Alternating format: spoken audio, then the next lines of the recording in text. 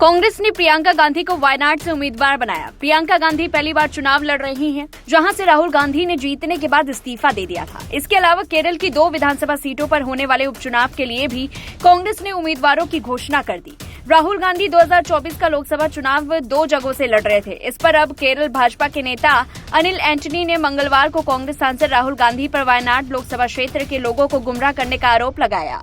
Anil Antony ने बात करते हुए कहा, राहुल गांधी पिछले 5 साल से वहां के सांसद रहे हैं। पिछले चुनाव में जब उन्हें लगा कि वे अमेठी सीट हार सकते हैं तो उन्होंने वायनाड से चुनाव लड़ने का निर्णय लिया, जो एक ऐसी सीट थी जहां कांग्रेस को कुछ कारणों से बढ़त मिली थी। इस बार उन्होंने ये तथ्य छुपाया कि वे एक दूसरी सीट से फिर से चुनाव लड़ने वाले हैं। उन्होंने वायनाड के लोगों को गुमराह किया और जब वे जीत गए तो वह यहां से वापस लौट गए। वायनाड के लोगों का कहना है कि पिछले 5 साल में जब राहुल गांधी सांसद रहे तो उन्होंने अपने निर्वाचन क्षेत्र का दौरा उतनी बार भी नहीं किया जितनी बार जंगली जानवर वहां कभी कभी आते हैं। इसका मतलब यह है कि राहुल गांधी इस क्षेत्र में कभी नहीं आए। उन्होंने आगे कहा, पिछले 5 सालों में जो विकास कार्य हुए हैं वे बहुत ही असामान्य रहे। अब प्रियंका गांधी नए उम्मीदवार के रूप में वहां आ रही हैं।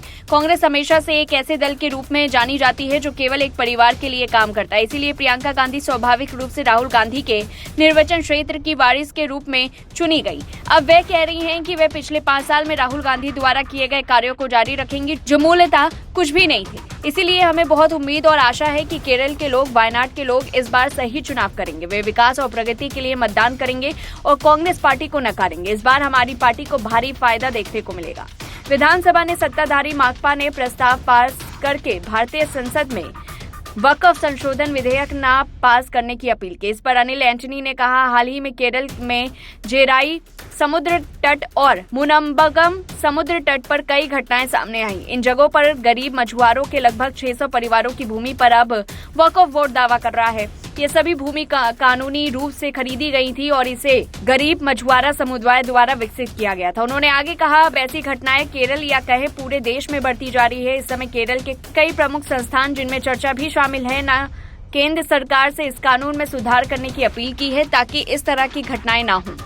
ऐसे में ये निराशाजनक है, लेकिन आश्चर्यजनक नहीं है कि कांग्रेस पार्टी और कम्युनिस्ट पार्टी, जो केरल में एलडीएफ और यूडीएफ के तहत एक ही गठबंधन का हिस्सा है, फिर से एक साथ आकर उन सुधारों का विरोध कर रहे हैं जो एनडीए सरकार न्याय सुनिश्चित करने के लिए ला रही है। उन्होंने कहा, इस समय वामपंथी और कांग्रेस जन विरोधी काम कर रहे हैं। ये दोनों पार्टियां कुछ अल्पसंख्यकों को खुश करने के लिए राजनीति करते हैं। वे राज्य में ऐसी स्थितियों का निर्माण कर रहे हैं जो केरल के लोगों, विशेष रूप से उन गरीब मछुआरों के लिए हानिकारक है, जिन्होंने चेराई और कोडुबागम में कानूनी रूप से भूमि खरीदी। उनका संपत्ति का संवैधानिक अधिकार और सम्मान पूर्वक जीने का अधिकार अब वामपंथी और कांग्रेस द्वारा बाधित किया जा रहा है। यह एक महत्वपूर्ण बिंदु है। इस पूरी रिपोर्ट को लेकर के आपकी क्या कुछ राय है, कमेंट बॉक्स में बताइए। तब तक के लिए देखते रहिए लाइव टीवी न्यूज।